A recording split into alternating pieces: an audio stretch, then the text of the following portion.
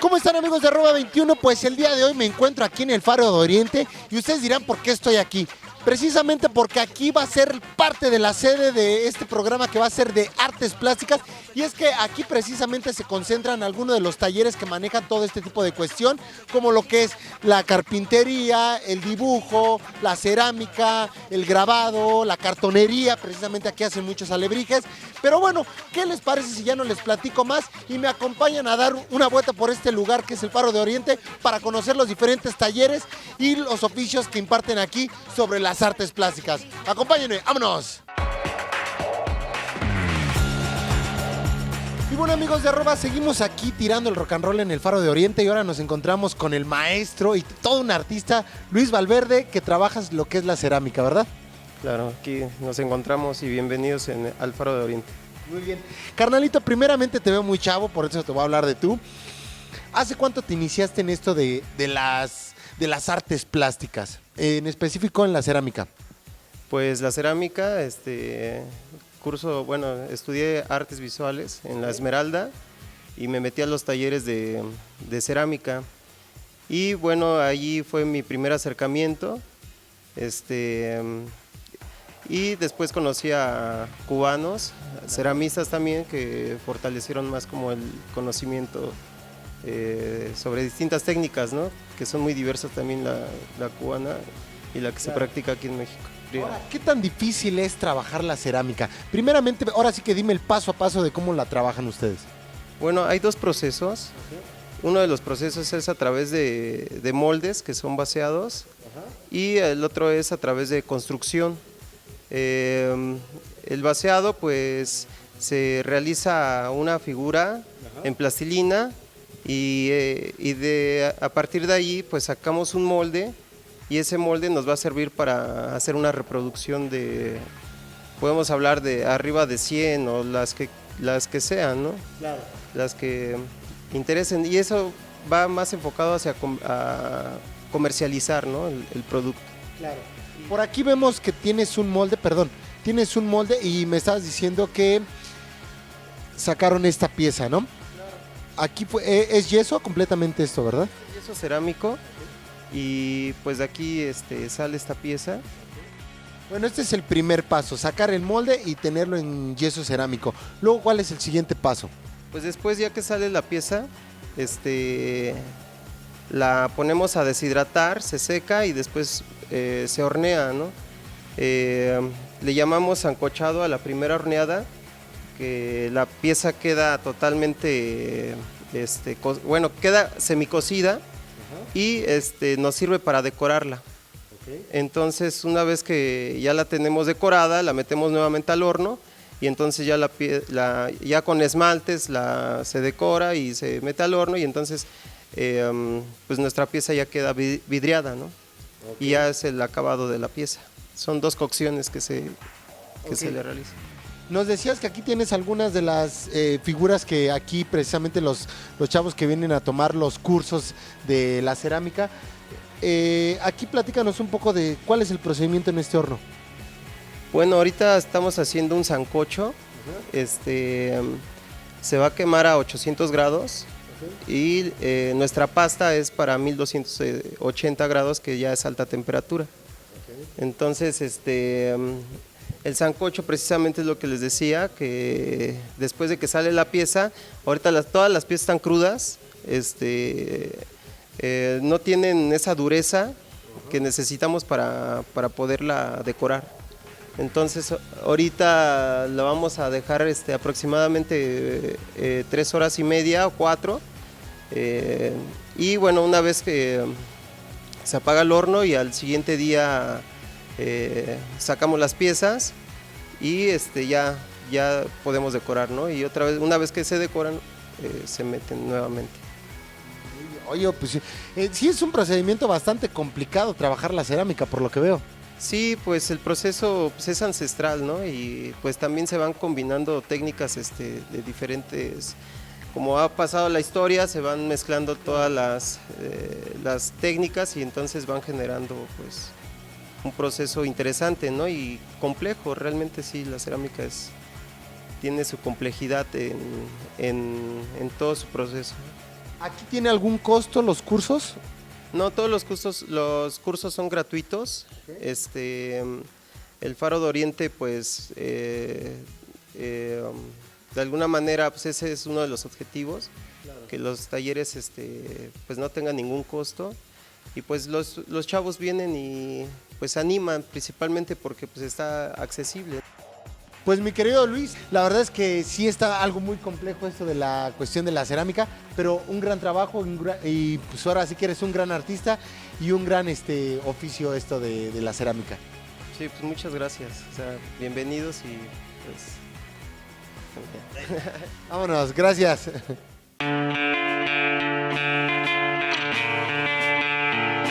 Bueno, esto de los muebles, más que una venta, es una satisfacción personal, ¿no? Pues me dio la idea de crear este tipo de muebles de engranes, como el que están viendo aquí a mi derecha. Y esta es una silla y acá está la banca y hice otra. Entonces, pues en vez de tirarlas con el diseño tan hermoso que tienen las piezas y con los conocimientos que tengo de mis hermanos que eran ebanistas y talladores de madera, me atreví a hacerlos igual como ellos los hacen tallados, pero yo los hice con engranes. ¿Por qué? Porque el sistema es el mismo, lo que cambian son los materiales. En vez de usar resistor, y estoy usando pues, soldadura. En vez de usar un serrote, pues uso una sierra circular y corto y empato las piezas lo más adecuadamente para que surja una artesanía utilitaria, ¿no? Yo dejé de llamar chatarra a esto porque tienen un diseño muy hermoso, son partes automotrices en desuso. Bueno, el tiempo de hacer puede ser una semana nada más, pero el tiempo de juntar las piezas pueden ser meses, porque tienen que ser iguales y tienen que quedar armonizadas. Para yo aprender esto tuve que comprar muchos manuales, porque no aprendí la mecánica. Yo tengo de oficio carnicero, pintor y zapatero, y de 35 años para acá ya me hice yo refaccionario y un poco de conocedor de la mecánica.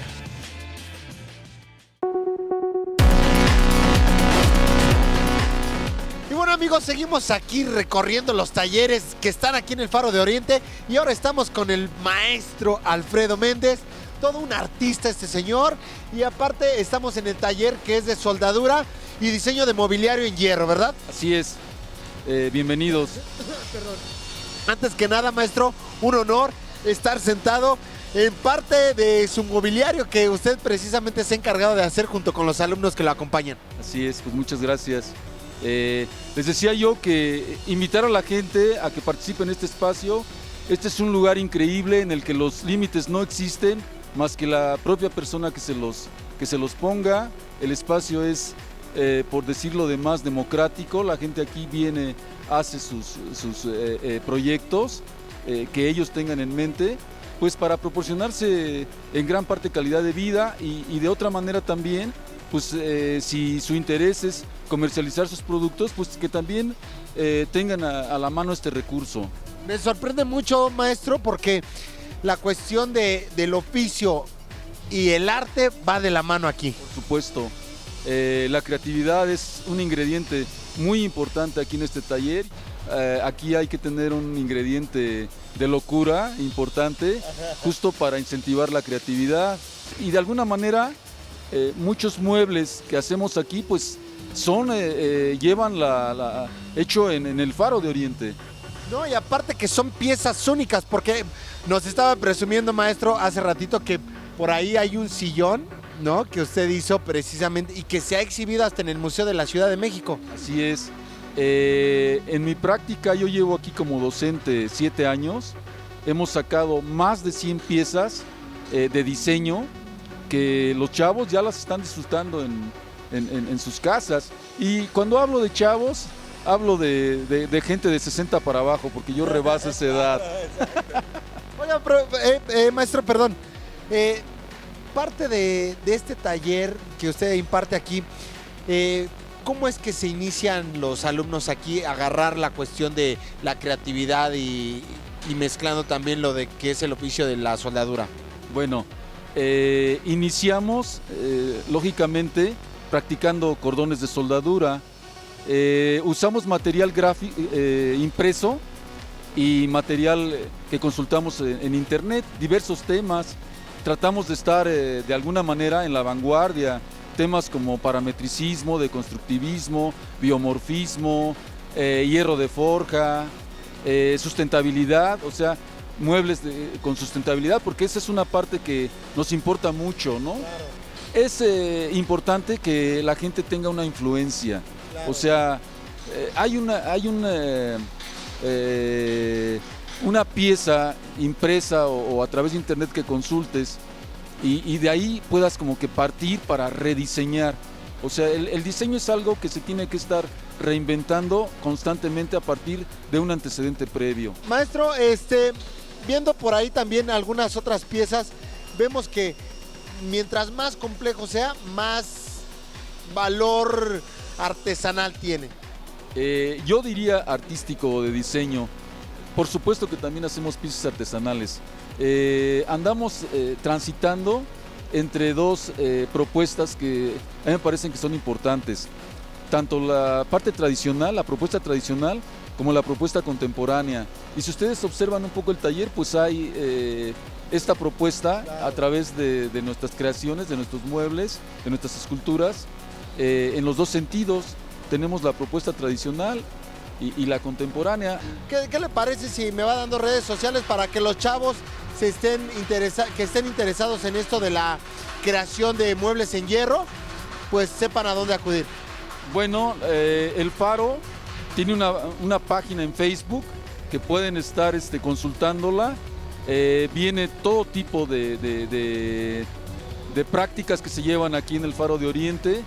Aquí hablamos de que hay un faro para cada persona. Hay gente que viene a los conciertos, gente que viene a echar un cotorreo, a ligar. Igual la gente que viene a desarrollar su creatividad. Exactamente, la gente que viene a aprender un oficio y volverse un artista, ¿por qué no? Así es. Entonces pueden consultar la página en Facebook de Faro de Oriente y ahí van a encontrar una gama enorme de información. Muy bien. Pues bueno, maestro, un placer estar aquí en su taller y ahorita vamos a ver qué modelito me convence para llevármelo a mi casa. Pero por supuesto. Mientras, vamos a un corte, vámonos.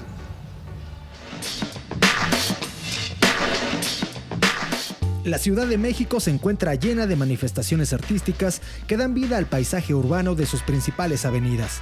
Hoy realizaremos un breve recorrido por las esculturas más representativas de esta megalópolis. Inaugurada en 2010, las monumentales alas ubicadas sobre el camellón de paseo de la Reforma se han convertido en el nuevo ícono de la Ciudad de México, pues tiene un particular uso: servir de marco para las mejores fotografías que se pueden compartir en las redes sociales. Sin embargo, el amor por la plástica urbana tiene su origen en la denominada Ruta de la Amistad, el corredor escultórico más grande del mundo, compuesto por 19 esculturas construidas en concreto que abarcan 17 kilómetros de longitud sobre anillo periférico. Vale mencionar que estas esculturas son obra de artistas plásticos de los 5 continentes y que el proyecto perteneció a las Olimpiadas Culturales realizadas a la par de la justa deportiva México 68. La escultura no solo es estética, y para terminar, no podíamos dejar de mencionar a la polémica escultura del Caballito de Reforma, mejor conocido como el Caballito de Sebastián, que mide 28 metros de altura y está construido con placas de acero cubiertas de esmalte acrílico. Sin duda, la plástica mexicana tiene mucho que ofrecer para embellecer el panorama urbano.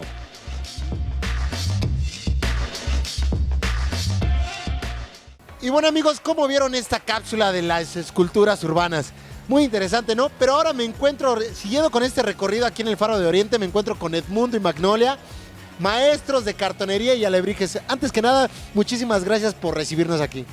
No, gracias a ti. Hola a todos. Bienvenidos, pues conozcan qué es la cartonería. Efectivamente, pues bueno, ya vamos a entrar ahí de lleno. ¿Qué es la cartonería? Bueno, este es una disciplina en la que hacemos figuras a base de cartón, papel, alambre, y bueno, pues nos da para sacar toda la creación, toda la imaginación, ¿no? Hacemos alebrijes, piñatas, esculturas de cualquier tipo. ¿Cómo fue que la cartonería se volvió arte? Pues yo creo que en el momento en que haces tú una creación, desde el momento que haces algo tú con tus manos, creo que desde ahí es como arte, ¿no? Empieza a hacerse un arte. Aparte de que, bueno, también ayuda a la cuestión del medio ambiente porque se trabaja con materiales que pueden ser reciclables, ¿no? Sí, lo que buscamos nosotros es que la comunidad que viene aquí a los talleres pues no gaste mucho, ¿no? Entonces muchos de los materiales que usamos vienen de reuso, reciclaje, y nosotros le estamos dando otro uso y una nueva forma de ver a la basura, ¿no? Que muchas veces en nuestro contorno, en nuestro entorno, encontramos esos materiales, ¿no? Claro. Y bueno, ¿cómo es que realmente se empieza a trabajar con la cuestión de la cartonería? ¿Cómo es el procedimiento? Bueno, el procedimiento, primero hay que hacer un boceto, hay que tener claro la idea de qué se quiere hacer. Y ya teniendo ese boceto ya se empieza a hacer con la estructura, una estructura ya sea con alambre y si lo quieres en un gran formato, pues ya sería con un metal, ¿no? Más de calibre más grueso. Después de ahí pasamos a lo que es el volumen y el volumen pues se empieza a dar con periódico o también se puede trabajar con algunos objetos como dicen de reciclado y ya dando el volumen pues se va con el detalle, ¿no? Ya con los acabados, que eso es con lo que te tardas un poquito más, que son los acabados, y eso también se puede trabajar con algunas pastas, que nosotros hacemos algunas pastas con papel de cartón reciclado, ese también lo usamos mucho para los acabados. Y ya terminando con eso, ya se va la parte de la pintura, ¿no? Se empieza primero por una base blanca para que todos los colores se agarren perfectamente, y ya después de ahí ya nos metemos con un color base, y de ahí ya empezamos a decorar. Okay. Ajá, ya podemos meter texturas, de animales, lo que se te ocurra, ¿no? Bueno, ¿ustedes cuántos alumnos tienen aquí en este taller?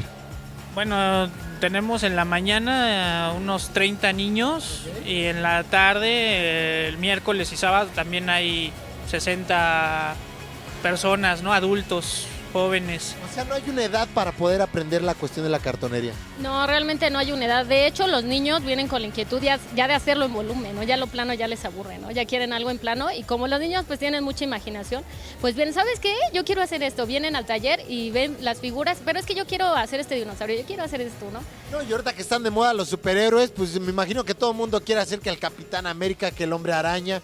Oye, pues la verdad es que es un gran trabajo el que hacen ustedes y bueno, me gustaría que me enseñaran, ahora sí que si se puede, a hacer cartonería. Con gusto. Bienvenido. Pues bueno, mientras los voy a dejar con esto que vamos a ver a continuación, mientras yo sigo aprendiendo a hacer cosas de las artes plásticas. ¡Vámonos!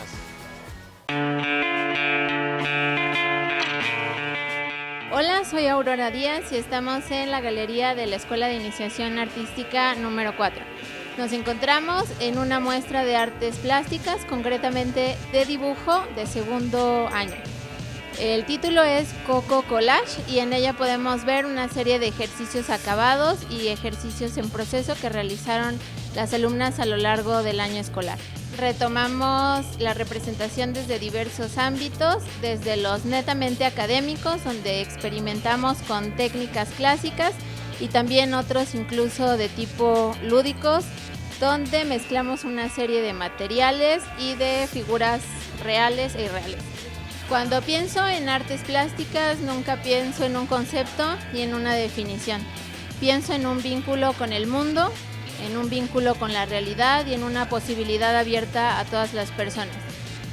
Yo creo firmemente que todas las personas pueden dibujar y pueden representar el mundo desde su propia cosmovisión y sus propios medios. Creo que las artes plásticas son un vehículo de comunicación con el mundo desde muchos puntos de vista. Soy Aurora Díaz López, soy profesora de dibujo en la Escuela de Iniciación Artística número 4. Puedes encontrarme en Facebook como Aurora Díaz López. Y como forma de vida, para mí las artes plásticas son una constante puesta en crisis, y con eso me refiero a cuestionar el mundo.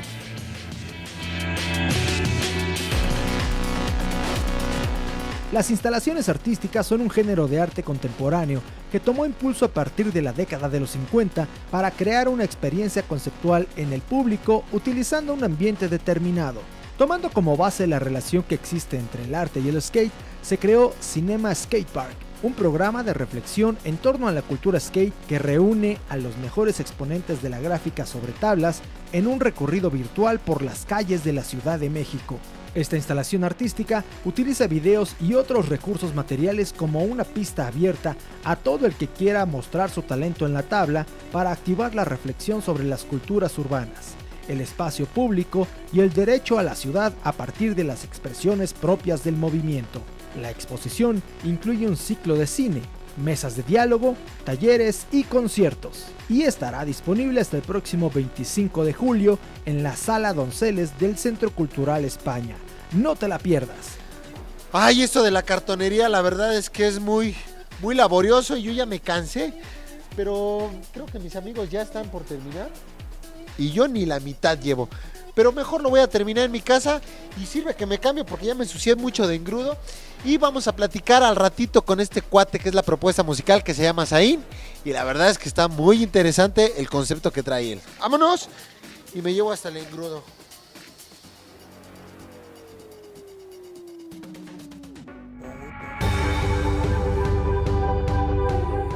Y bueno, amigos, ya estamos por terminar este programa, pero siempre les tenemos su musical y ahora estamos con Azaín. Carnalito, ¿cómo estás? ¿Qué tal? Chido.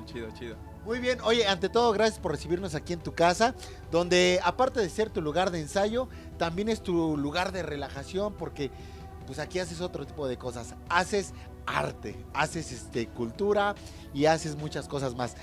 Enfócanos un poco a lo que haces. Bueno, hago pintura, escultura, pero también aquí compongo y hago la música, grabo la música. Oye, parte de precisamente de lo que hablábamos de la pintura y la escultura, pues también lo tomas como un relax, como un momento de escaparte y fugarte de los problemas cotidianos que existen, ¿no? En el día a día. Sí. Así es como utilizo la pintura y la música es pues una manera de vida más bien. Yo creo que sería así. Oye, vemos que la cuestión del arte, pues no todo el mundo le entiende. Yo hace rato te decía que, pues, porque eran estas momias o estas chicas anoréxicas, pero me decías que no, reflejan otra cosa más. Sí, es mostrar, es exteriorizar lo interior a través de una imagen física. Claro. Entonces es como mostrar al humano en lo más pleno de sí mismo. Muy bien. Y bueno, ya pasando a la cuestión musical, ¿qué género musical es el que tú manejas? Son varias fusiones de cosas, como Dream Pop, Shoegaze, Post-Rock y Art Rock. Okay. ¿Influenciado por bandas como cuáles? Yo creo que Cocteau Twins, que es como una banda de los 80s, This Mortal Coil, Sigur Rós, más reciente, Radiohead y algunas cosas como Beach House o Cults. Muy bien. Pero ¿qué te parece si ahora vamos al video que precisamente tú quieres darnos la premisa aquí en @21? Porque vamos a ser los únicos que vamos a tener la exclusiva de este video. Así es. Sí, es el... bueno, Azaín tiene 2 discos. Este es va a ser el primer sencillo y primer video del tercer disco. Okay. Y se llama Slow Motion. Pues ¿qué les parece si vamos a ver este video? Y no se les olvide escribirnos a través de las redes sociales de @21 y de Capital 21. Y bueno, carnalito, pues nos despedimos. Ok. ¿Vale? Y bandita, ya saben, esperamos sus comentarios. Y esto fue @21. ¡Vámonos!